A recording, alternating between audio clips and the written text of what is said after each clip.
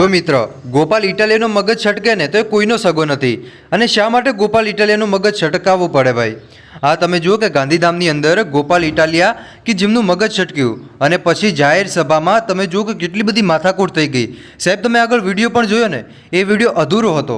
તમને આગળ મિત્ર આખો વિડીયો બતાવું.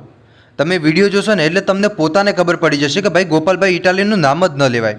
હવે જ્યારે એ ગાંધીધામની અંદર ગોપાલભાઈ ઇટાલિયાને 2-4 પ્રશ્ન પૂછવામાં આવ્યો ત્યારે ગોપાલભાઈ ઇટાલિયાના જેટલા કાર્યકર્તા હતા એ લોકો ગુસ્સે થઈ ગયા કે તમે શા માટે 2 નંબરના ધંધા કરે, એમનું કામ નથી, એમની સામે તમે પ્રશ્ન પૂછો, શા માટે આવા નાના નાના ધારાસભ્યને આવા તમે પ્રશ્ન પૂછો અને તમારી તાકાત શું છે કે આવા નાના ધારાસભ્યને આવા પ્રશ્ન પૂછવાની? આમ થઈને કંઈક માથાકૂટ થઈ હશે ભાઈ, પણ લોજિક તો એ જ હતો ને છેલ્લે કે આ માથાકૂટને કઈ રીતે સમાધાન કરવી. તો એ લોજિક ગોપાલભાઈ ઇટાલિયા બહુ સારી રીતે જાણે છે અને એટલા માટે જ મિત્ર ગોપાલ ઇટાલિયાએ આનું સમાધાન કરાવ્યું. કઈ રીતે સમાધાન કરાવ્યું, શું એવું કીધું કે બધા લોકો ખુશ થઈ ગયા, ગોપાલભાઈ ઇટાલિયા તરફ માહોલ થઈ ગયો? ચાલો તમને આગળ મિત્ર વિડીયો પણ બતાવું, તો વિડીયો તમે અંત સુધી જોતા રહેજો.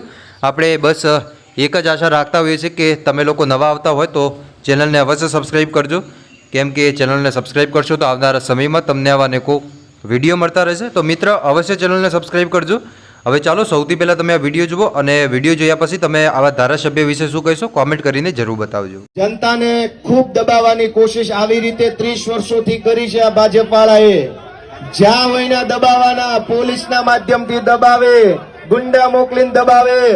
પણ હું ગોપાલ ઇટાલિયા ભાજપના ગુંડાથી ડરવા વાળો માણસ નથી દોસ્તો. અમે કોઈ આ ગુંડાઓથી ડરતા નથી દોસ્તો.